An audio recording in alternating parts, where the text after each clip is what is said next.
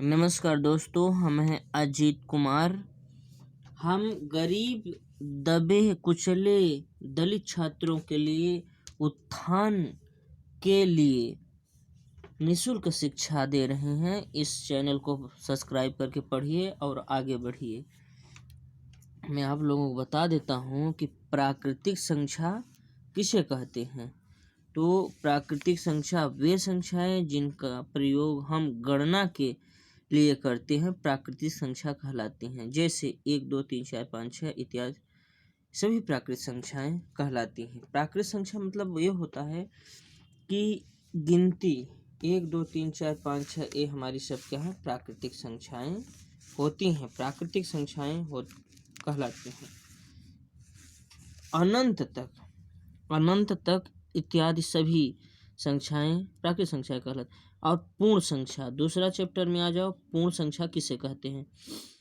जब सभी प्राकृतिक संख्या यानी 1, 2, 3, 4, 5, 6, 7 अनंत तक, इन्फिनिटी तक, जब सभी प्राकृतिक संख्याएं के साथ शून्य को ले लिया जाता है तो वे पूर्ण संख्या कहलाती है। यानी आपको बता दूं मैं कि प्राकृतिक संख्या क्या होता है। प्राकृतिक संख्या होता है, यहाँ पे देखो, ये हमारा प्राकृतिक संख्या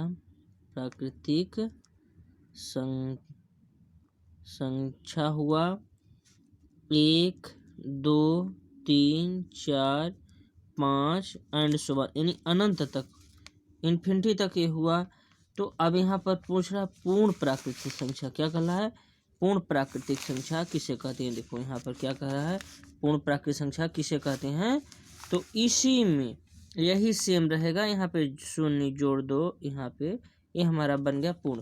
प्राकृतिक शून्य हटा दो तो प्राकृतिक, और पूर्ण प्राकृतिक संख्या शून्य जोड़ दो तो यही क्या बन जाएगा, पूर्ण प्राकृतिक संख्या। क्या होता है? यही पूर्ण प्राकृतिक संख्या। यहाँ देख लो था, जब सभी प्राकृतिक संख्याओं के साथ शून्य जोड़ दिया जाता है तो क्या होता है, पूर्ण प्राकृतिक संख्या। तो पूर्ण प्राकृतिक संख्या हो जाता है। जैसे शून्य पूर्ण प्राकृतिक संख्या नहीं है। सभी प्राकृतिक संख्या पूर्ण संख्या होती है। देखो जैसे 0, 1, 2, 3, 4, 5, 6, 7 ये यहाँ पर दिया है, ये पूर्ण संख्या है। क्या है ये? पूर्ण संख्या है अपना। अगला है अपना पूर्णांक। क्या है? पूर्णांक किसे कहते हैं? अगला अपना क्या है? पूर्णांक किसे कहते हैं?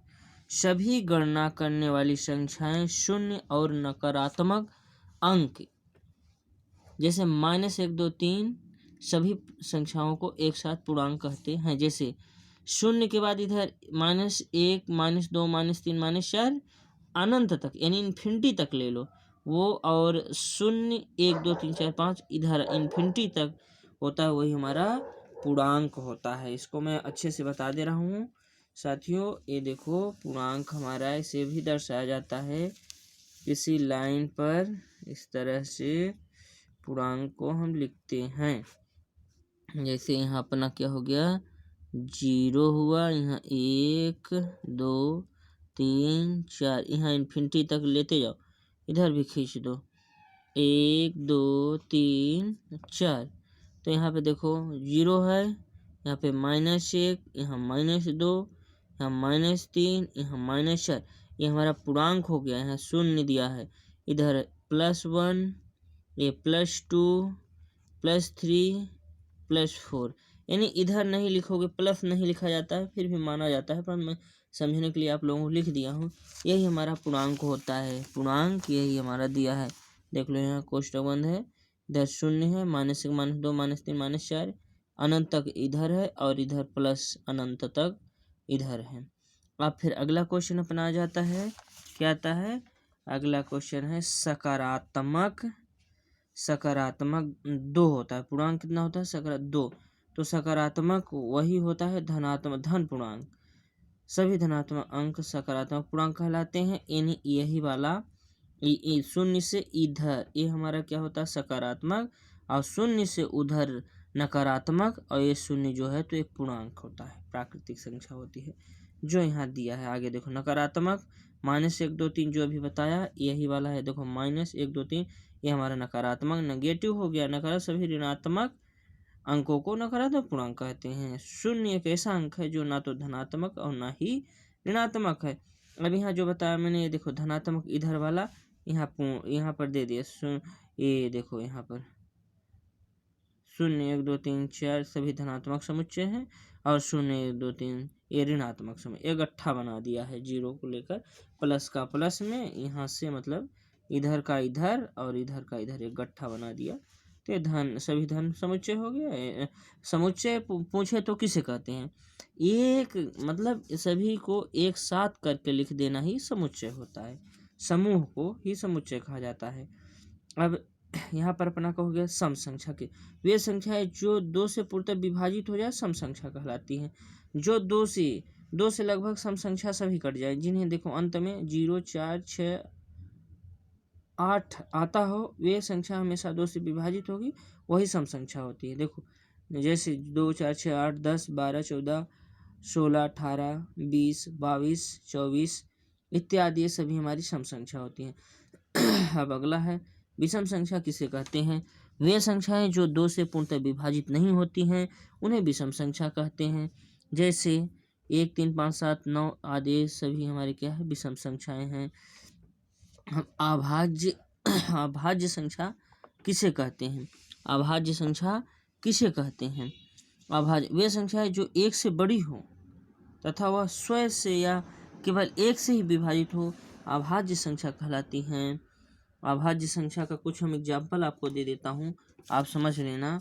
अभाज्य संख्या का मतलब ये होता है, जैसे यहाँ हो गया 5, तो ये अभाज्य, इसका मतलब ये होता है कि अपने आप से कटे। जैसे 5 से ही कटे तो 5 एक कम 5 और 1/5 तो 5 1 पंचे 5, यानी 1 और स्वयं से कटे 5 है ना यहाँ पे, तो इसको 5 से भाग दे, सॉरी 5 1 1 तो 1 पंचे 5 हो गया। तो यानी स्वयं या 1 से कटे, स्वयं और 1 से कटे, वो हमारी क्या है?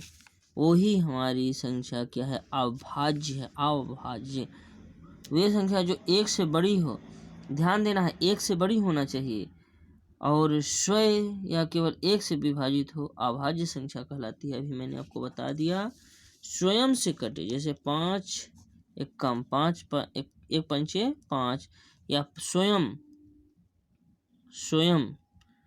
5 एक कम 5 बराबर, मतलब 1 या 5 से कटे, परंतु इस चीज़ का ध्यान देना है कि 1 से बड़ी होना चाहिए, वही हमारी अभाज्य संख्या है। इसके बाद मिश्र वे संख्या है जो 1 से बड़ी हो और अभाज्य ना हो। 6 8 10 12 14 है सहअभाज्य। 2 प्रकार की संख्याओं जिसका महत्तम समावर्तक 1 हो, ऐसी संख्या को सहअभाज्य कहते हैं।